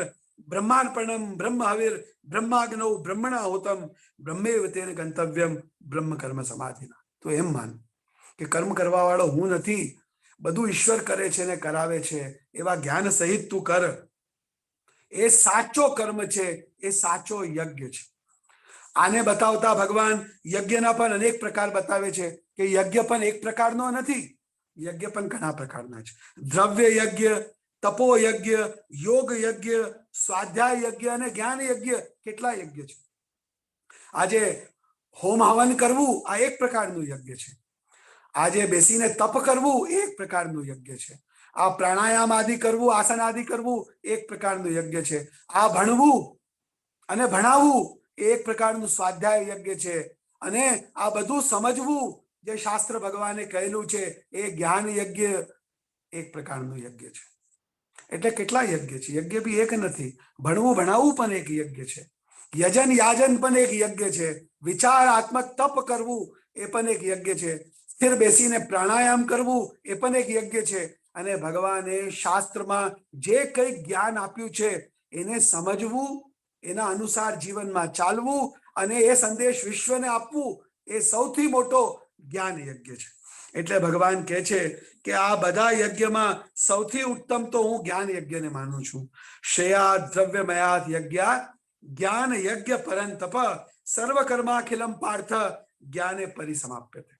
ભગવાન કહે છે યજ્ઞ ઘણા પ્રકારના છે, પણ એ બધા યજ્ઞથી આ જ્ઞાન યજ્ઞ એ જે આ શાસ્ત્રમાં આ જે યોગ શાસ્ત્ર ભગવાન કહી રહ્યા છે, આ જ્ઞાનને મેળવવું પોતે અને એના અનુસાર આપણું જીવન કરવું અને પછી આ જ્ઞાનને બીજાને આપવું, આ જે છે આ સૌથી મોટો યજ્ઞ ભગવાન આને માને છે. જ્ઞાન યજ્ઞ એ દ્રવ્ય યજ્ઞથી મોટું છે, સ્વાધ્યાય યજ્ઞથી મોટું છે, તપથી મોટું છે, અને પ્રાણાયામ આદિ યોગ જે છે, ધ્યાન યોગ, એનાથી પણ મોટું આ છે. આ જ્ઞાનને અર્જિત કરવું એટલે ગીતાને ભણો, ભાગવતને ભણો, શાસ્ત્રને ભણો અને એમાં જે કહ્યું છે એના અનુસાર પોતાનું જીવન કરો અને એવી જ પ્રેરણા બીજાને કરો. આ જ્ઞાન યજ્ઞ ભગવાન સૌથી મોટું માને છે. કેવી રીતે અમને આ જ્ઞાન પ્રાપ્ત થશે એવી ઈચ્છા થાય, એવી જિજ્ઞાસા થાય, એનો પણ ઉપાય ભગવાન બતાવી રહ્યા છે. તદ્વિધિ પ્રણિપાતેન પરિપ્રશ્નેન સેવયા ઉપદેક્ષ્યંતિ તે જ્ઞાનમ જ્ઞાનિનસ તત્વદર્શિના. જો તમારે સાચા અર્થમાં આ શાસ્ત્રના જ્ઞાનને પ્રાપ્ત કરવું હોય અને એના અનુસાર જીવનમાં ચાલવું હોય તો તમારે ગુરુ કરવા પડશે. ભગવાન અહીંયા કહે છે કે જેમ તું હમણાં મારું શિષ્યત્વ સ્વીકાર્યું અને મને ગુરુ કર્યા અને મારાથી આ સાંભળી રહ્યો છે, એવી રીતે પ્રત્યેકે સાચા ગુરુ કરવા પડશે. ગુરુ વગર જ્ઞાન નથી. અને એ ગુરુ તને આ જ્ઞાનનો ઉપદેશ આપશે. કેવી રીતે આપશે? તદ્વિધિ પ્રણિપાતેન. જ્યારે શ્રદ્ધાથી, મન વચન કર્મથી તું ગુરુની શરણમાં જશે, મન વચન કર્મથી, કેવલ હાથ જોડી દેવું, લાંબી દંડવત કરવી એટલું જ પ્રણિપાત નથી, પણ મનમાં પણ એવી શ્રદ્ધા હોવી જોઈએ. આપણે મોટા બે હાથ જોડી દઈએ, દંડવત લગાડી દઈએ, પણ સાચા મનમાં, હૃદયમાં એવી શ્રદ્ધા છે આપણા ગુરુની? એટલે મન વચન કર્મથી ગુરુમાં પ્રણિપાત કરવું, પ્રણામ કરવું. પરિપ્રશ્ન, જિજ્ઞાસા સહિત પ્રશ્ન કરવું.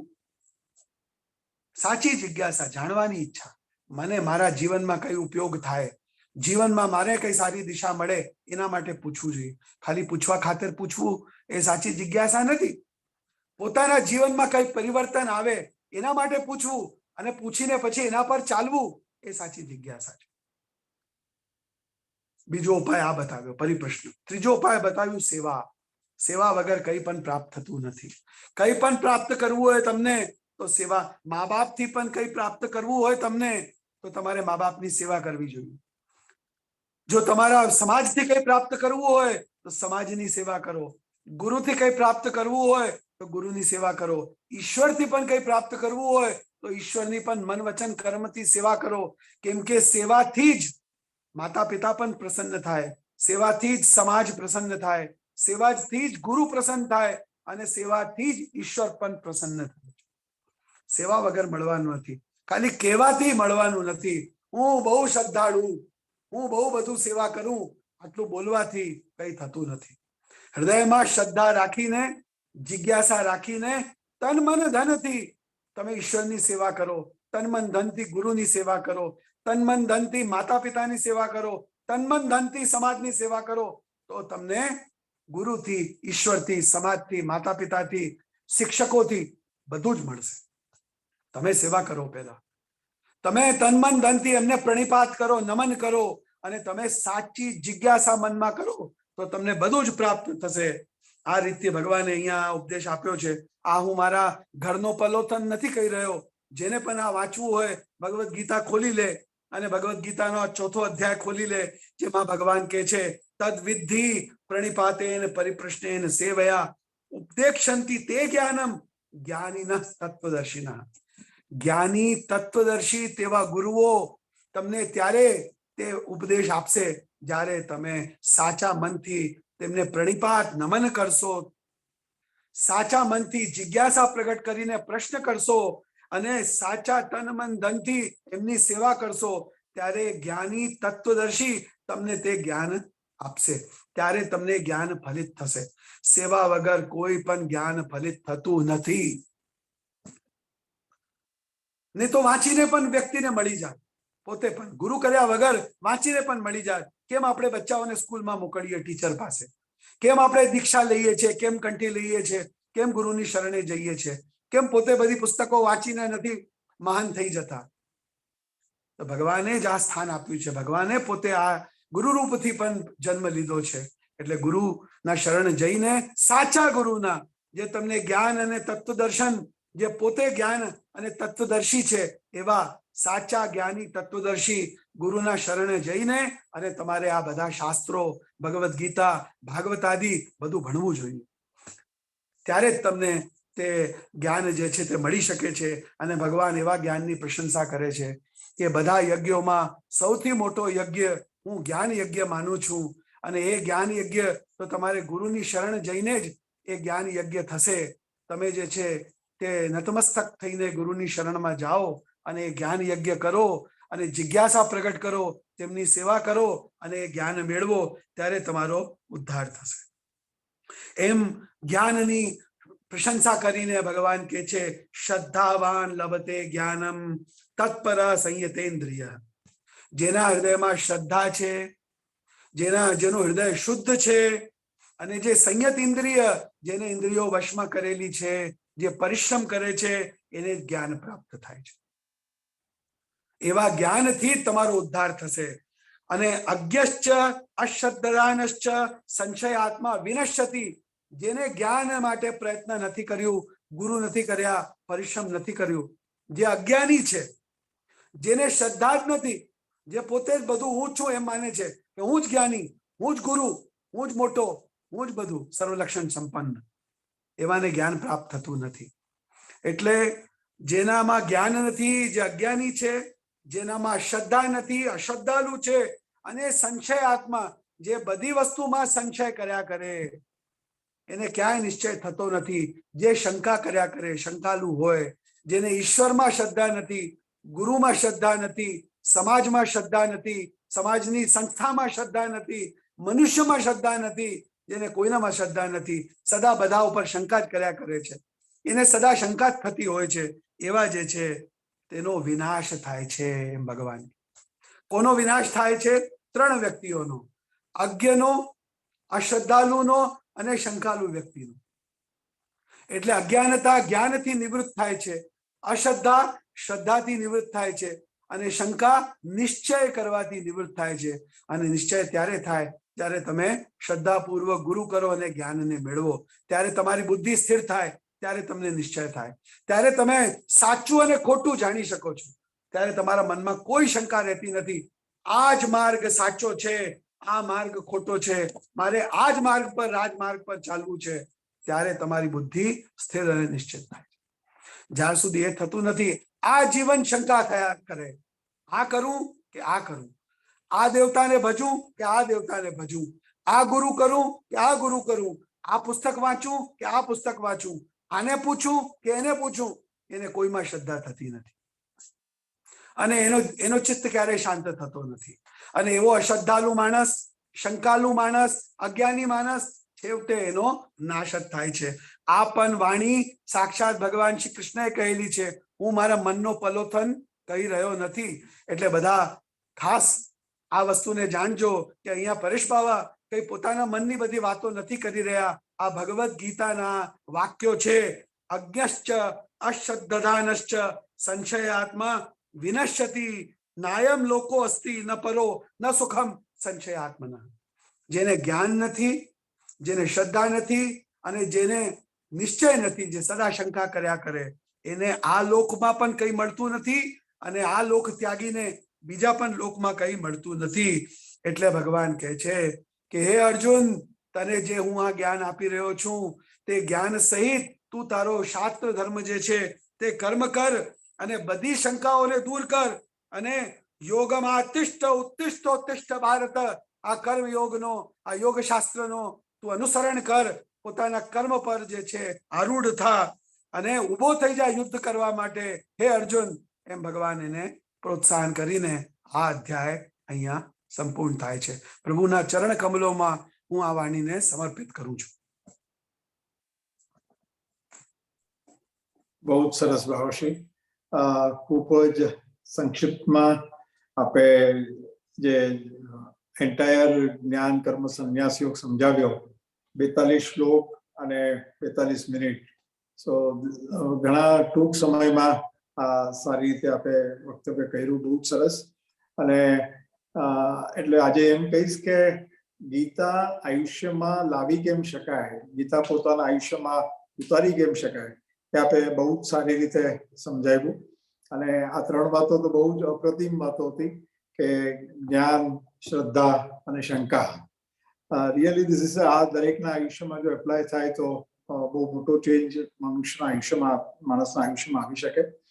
અને સૌથી મહત્વની વાત આપણે જે કહી કે ભગવાનને પ્રથમ સ્થાન આપી, ભગવાનનું સ્થાન હંમેશા, ભગવાન આપણી સાથે છે અને ભગવાનનું અસ્તિત્વ આપણી સાથે છે. કે મારા 2 દીકરા છે, ત્રીજો દીકરો મારો ભગવાન છે, જે મારા પિતા છે એ મારા પરમપિતા ભગવાન છે. આ હંમેશા માણસે ધ્યાનમાં રાખવું જોઈએ અને એને વિટનેસ રાખીને મારા ખ્યાલથી આપણે કામ કરશું તો આપણા લાઈફમાં ડેફિનેટલી ચેન્જ આવશે. અને આપણે ઇન્ક્વિઝિટિવનેસની જે એક વાત કરી એ પણ બહુ અપ્રતિમ વાત હતી કે મારો પોતાનો વિકાસ કરવાનો છે, મારે પોતાને ડેવલપ કરવાનું છે. એ પણ વાત બહુ સરસ હતી અને બહુ ટૂંક એમ સમયમાં આપણે સારી રીતે કહ્યું. બહુ સારી રીતે સાંભળ્યું બધાએ, એકાંત ચિત્તથી. જીતુભાઈએ બહુ સારી રીતે સાર સાંભળીને કર્યું, મને ખૂબ ખુશી થઈ. અને આજના નિમિત્તે થોડો ગર્વ પણ થાય ભાવાશ્રી કે ભગવાને રઘુકુળ વંશમાં જન્મ આપ્યો અને રઘુકુળ વંશમાં જન્મ આપીને આવું કંઈ કામ ઝીણું મોટું કરવાની તક પણ આપી, એ માટે પણ ભગવાનના આભારી છીએ. અને બધાને આપને જણાવતા ખુશી થાય છે કે લોહાણા મહાપરિષદ દરેક વ્યક્તિના દરેક અંગને સ્પર્શ કરતા અનેક કામો કરી રહી છે. અને એ માટે કોઈને પણ કોઈ પણ જાતની કંઈ પણ એસિસ્ટન્સની જરૂરિયાત હોય તો ગમે તે ટાઈમે કોઈ પણ સંપર્ક કરી શકે છે. આજના નિમિત્તે એક વાત કહેવા માંગીશ કે જે લોકોને ઇન્ડિવિજ્યુઅલી ગીતા શીખવી હોય એ લોકો 10-10 જણનો નાનો ગ્રુપ કરીને શીખવાડવામાં આવશે. એ રીતની ટીમ પણ આપણી પાસે છે. તો જે લોકોને એ શીખવું હોય તો એ લોકો પોતાના નામો આપણા ગ્રુપમાં નાખી દે અથવા તો મને વોટ્સએપ કરે તો કન્સર્ન બધા લોકો સાથે રૂપિન કરી શકીશ. અને બાવશી, બીજી હજી એક આનંદની વાત છે કે લહેર દીકરી આજે પાછી આવેલી છે અને નું જે કોન્સન્ટ્રેશનથી સાંભળવાનું છે, એનો અટેન્ટિવનેસ છે, that is really great.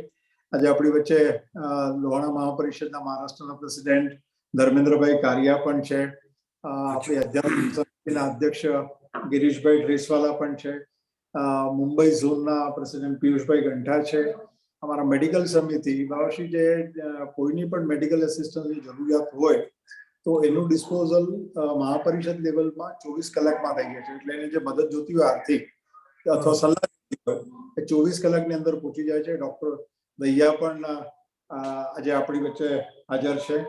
Nashik મહાજનના president અને આ પ્રોગ્રામના હોસ્ટ ચેતનભાઈ બાટવિયા છે. અમારા નાસિક મહાજનના ટ્રસ્ટી નિરંજનભાઈ બાટવિયા છે.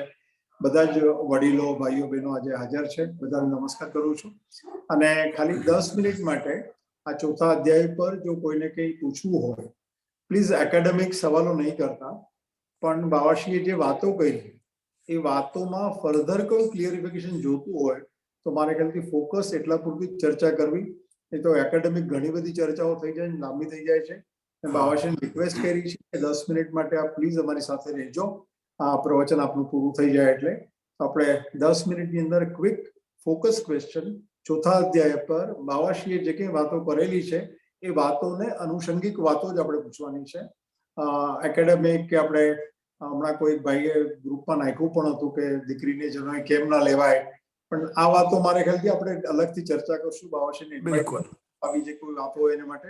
પણ આજે ચોથો અધ્યાય જે બાવાશ્રીએ કીધો છે એના ઉપર આપણે ટેકઅવે હોય કે આપણે હજી કંઈ એડિશનલ ટેકઅવે લેવાનું હોય આપણે ચોક્કસ વાત કરી શકીએ. હું પ્લીઝ સૌ પ્રથમ ગિરીશભાઈને રિક્વેસ્ટ કરીશ. ગિરીશભાઈ અમેરિકાથી પાછા આવી ગયા છે. આપણા આધ્યાત્મિક સંસ્કાર કેન્દ્રના ચેરમેન છે અને એમના જ ઇનિશિયેટિવથી આ બધો પ્રોગ્રામ ચાલી રહ્યો છે. Girishbhai, over to you please. સર્વે નમસ્કાર. પૂજ્ય બાવાશ્રીના ચરણોમાં દંડવત. જીતુભાઈ, આપની પાછળ એક સરસ લખ્યું છે શ્રી સૂર્યવંશી વિજયતે.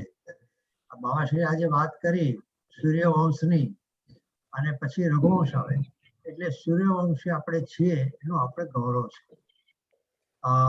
એ વાત છે જે પૂજ્ય બાવાશ્રીએ કરી. એક તો આતંકવાદની વાત કરી. આતંકવાદ માટે રાષ્ટ્રીયના સંગઠનો એકઠા થાય છે અને અનેક કાર્યો કરી રહ્યા છે. અને એક છે આંતરનાદ. હમણાં પાંડુરંગ શાસ્ત્રીની પુસ્તક વાંચતો હતો, એમાં એમણે લખેલું છે કે ભાઈ વિશ્વમાં જો કોઈ એક સરકાર રચવામાં આવે અને એને જો ગીતા ગ્રંથને બહુમાન આપવામાં આવે, એને પવિત્ર ગ્રંથ તરીકે સ્વીકારવામાં આવે તો જીવ જગત અને જગદીશ એ કઈ રીતે આખું વિશ્વ ચલાવી શકે તે આંતરનાદ ની વાતો આપણા ગીતામાં કરી છે. અને જે પૂજ્ય બાવાશ્રી દ્વારા આજે તો ઈશ્વરનું અવતરણ જે વાત થઈ ચતુર્થ અધ્યાયમાં થઈ, ત્યારે પ્રશ્ન બાવાશ્રી એક જ થાય છે કે જે રીતનું આજનું વાતાવરણ દૂષિત થઈ રહ્યું છે અને ત્યારે આટલી સુંદર ગીતા એનું પ્રચાર પ્રસાર અને પ્રસારણ વિશ્વભરમાં, જ્યારે પાંડુરંગ શાસ્ત્રી જેવા અને કેટલાય શંકરાચાર્યોથી લઈને દરેક કથાકારો આ એક જ વાતો કરતા હોય છે, ભગવદ્ ગીતાનું સ્થાન આપો. તો એ આપણા જીવનમાં કઈ રીતે દ્રઢ બને અને આપણે પણ એનો નિમિત્ત બનીએ પ્રચાર પ્રસાર કરવા માટે, એ દરેક જવાબદારી કઈ રીતે લઈ શકે એ આપણી પાસે જો આપણને માર્ગદર્શન મળે તો આગળ આપણે આધ્યાત્મિક સંસ્કાર કેન્દ્ર હોય અથવા તો બીજા અનેક જગ્યાએ અમે લોકો બધા ગોઠવાયા છીએ, કાંઈક ને કાંઈક સારું કરી શકીએ. તો એનું આપણે જરાક વિવેચન કરશું તો. મારું એવું દ્રઢ માનવું છે કે બાળક બોલતા થાય ને ત્યારથી એને ગીતાના શ્લોકો કંઠસ્થ કરાવવાના આરંભ કરવા જોઈએ. નાનકડા 3 વર્ષ 4 વર્ષ 5 વર્ષના થાય ત્યારથી ગીતાના શ્લોકો કંઠસ્થ કરાય એટલે વાણી શુદ્ધ થાય એની. અને પછી ધીમે ધીમે સ્કૂલમાં હોય ત્યારે સ્કૂલના સિલેબસમાં બી અને ઘરે પણ એને ગીતા ભણાવી જોઈએ. એના પછી કોલેજમાં અને યુનિવર્સિટીમાં પણ ગીતાના અધ્યાયો અને શ્લોકો અંતર્ભાવ હોવો જોઈએ અને એને ભણાવવું જોઈએ. એના અલાવા વર્કશોપ્સ, સેમિનાર્સ અને જેમ લોહાણા મહાપરિષદે આયોજન કર્યું છે ગીતાનું પ્રચાર પ્રસારનું અને આ લેક્ચર્સનું, એવી રીતે પ્રત્યેક સમાજે પોતપોતાના સમાજમાં આ રીતથી કરવું જોઈએ.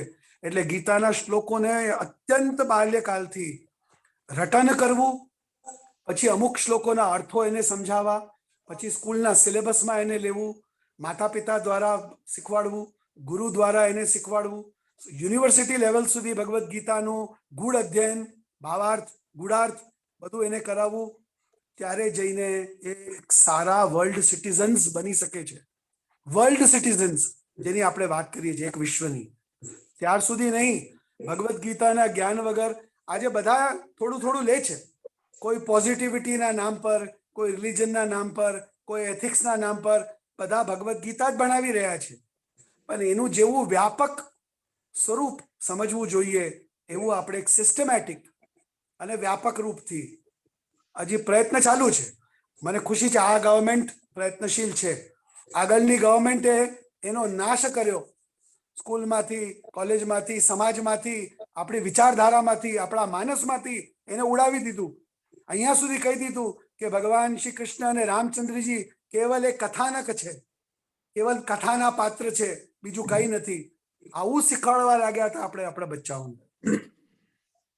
પણ હવે આ ગવર્મેન્ટ પાછી જાગૃત થઈ છે. વિશ્વભરમાં જાગૃતિ આવી છે ગીતા માટે. કોર્સમાં આવી રહ્યું છે, લોકો લાવી રહ્યા છે, સમાજ પણ કરી રહ્યું છે. અને આપણે પણ આપણા ઘર પરિવારમાં અત્યંત નાનકડા બચ્ચાને રટન કરવાથી આરંભ કરવું જોઈએ.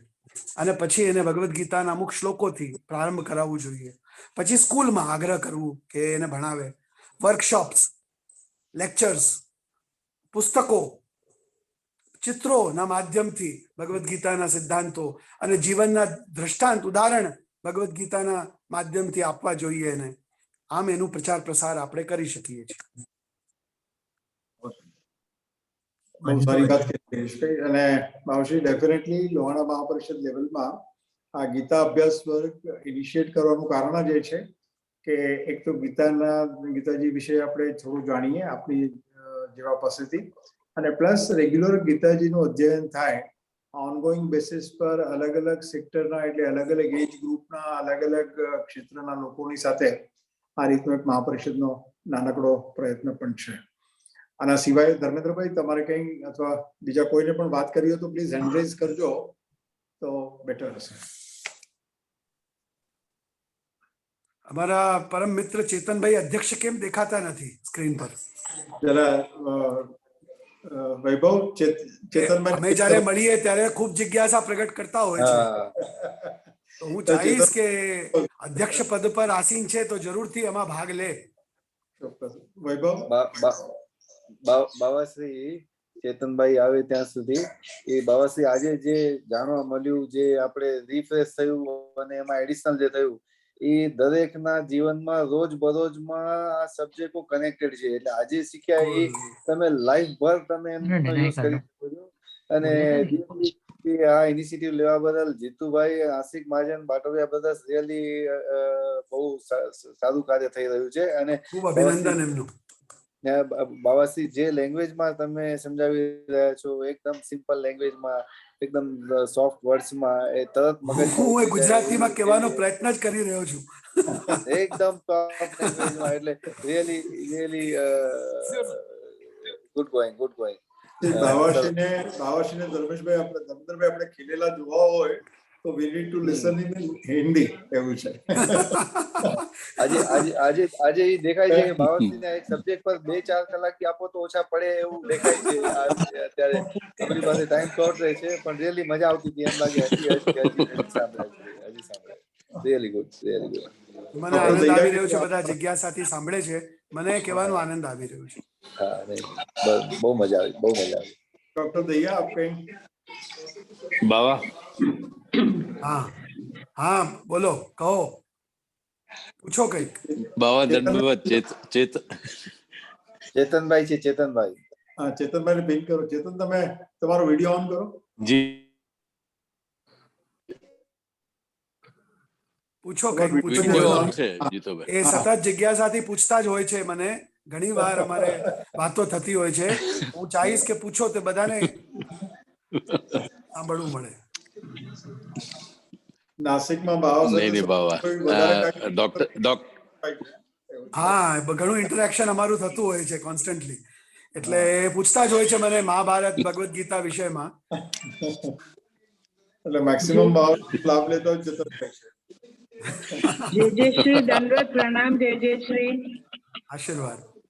હું કોઈમ્બતુરથી પ્રીતિ આશર વાત કરું છું. મને હા, પહેલી પ્રીતિબેન, પૂછો તમે. આ ફેરે પહેલી વાર તો મને આ મેસેજ આવ્યો છે કે આવી રીતે ગીતાનું આપ શીખાડો પ્રવચન કરો છો કરીને. તો હવેથી હા, મને પણ આ ગ્રુપમાં ઇન્ક્લુડ કરશો તો મારા ભાગ્ય હશે. જય જય શ્રી. બિલકુલ બિલકુલ. જરૂર જરૂર જરૂર. તમારો નંબર મોકલાવી દેજો. કયા નંબર ઉપર મોકલાવું ભાઈ? જીતુભાઈ ને, ધર્મેન્દ્ર ને, ચેતનભાઈ ને કોઈને બી મોકલો. આપણે હમણાં ઝૂમ ની ચેટ ઉપર લિંક નાખશું વોટ્સએપ ની, એટલે લોકો એમાં જોડાઈ શકે.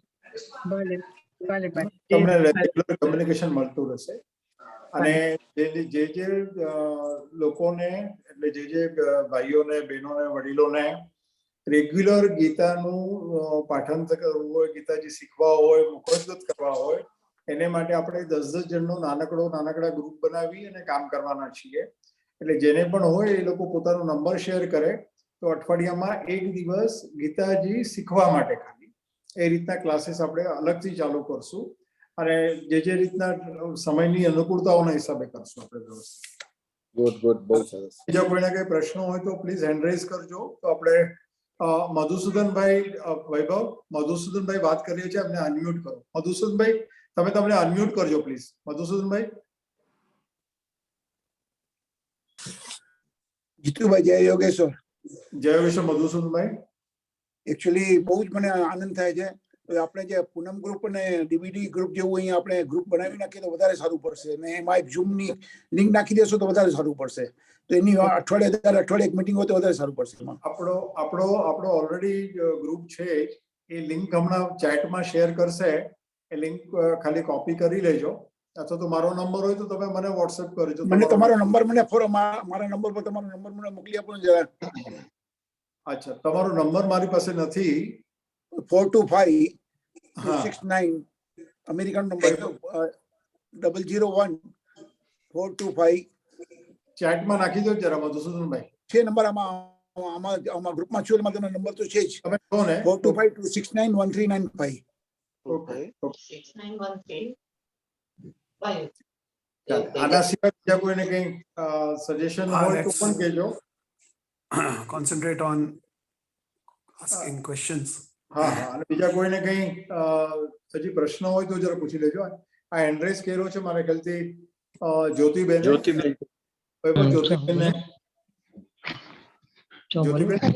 જલ્દી બોલ.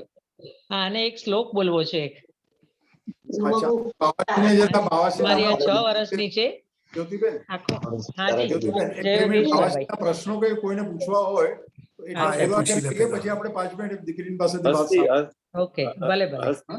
હસીબેન ને કઈ હાથ ઉપર કર્યો છે. હસીબેન ને થોડું જવાનું છે એટલા માટે મેં કીધું કઈ કોઈને સવાલ. હસી ચોથાની વોઇસ બોલો. સંસ્કાર કેન્દ્ર ચાલુ છે કોઈ ઓનલાઈન? સોરી, ઓનલાઈન કોઈ બાળ સંસ્કાર કેન્દ્ર ચાલુ છે આપણા? ના, હમણાં ઇન્ફોર્મેશન લઈને કહું તમને.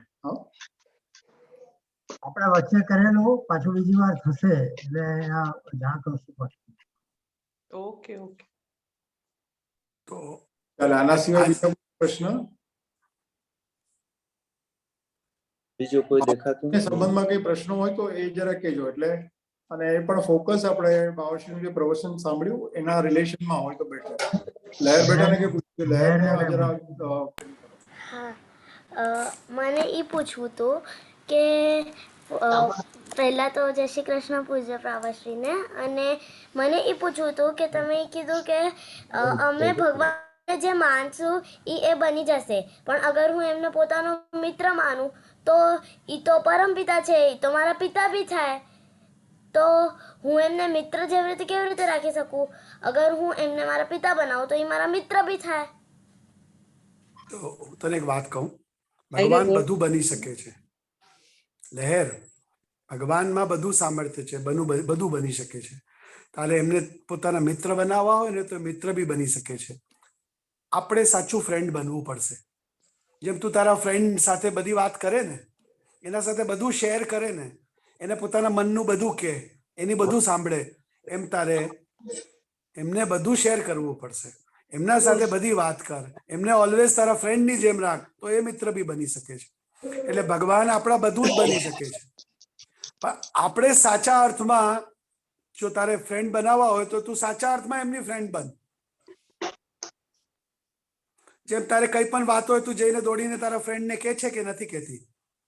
તું કઈ વસ્તુ લાવે તો તારા ફ્રેન્ડ સાથે શેર કરે છે ને, લે એક હું લઉં એક તું લે. તું તારી બધું હસી ખેલ બધી વાત, તને કોઈ વળે, તને દુઃખ થાય તોય તું તારા ફ્રેન્ડ ને કે ને આજે મને મમ્મી વળી, બધું શેર કરે ને તો તું બધું એમના સાથે શેર કર તો એ તારા ફ્રેન્ડ પણ બનશે. ઠીક છે. તું સાચી અર્થમાં ફ્રેન્ડ બન એમની તો એ તો બધું બની શકે છે. સમજમાં આવી ને? ઠીક છે. અને બધાને મારા જય શ્રી કૃષ્ણ આજે. જય શ્રી કૃષ્ણ બેટા. તારો બેસ્ટ પ્રશ્ન હતો, સૌથી best was your question.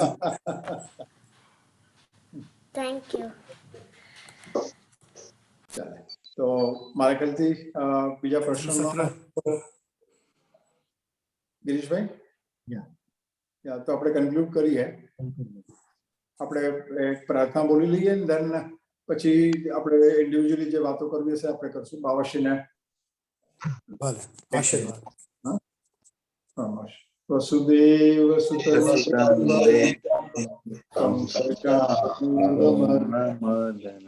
Devaki પરમાનંદં કૃષ્ણં વંદે જગદ્ગુરુ ગુરુર્બ્રહ્મા ગુરુર્વિષ્ણુ ગુરુર્દેવો મહેશ્વરः ગુરુ સાક્ષાત પરબ્રહ્મ તસ્મૈ શ્રી ગુરવે નમઃ.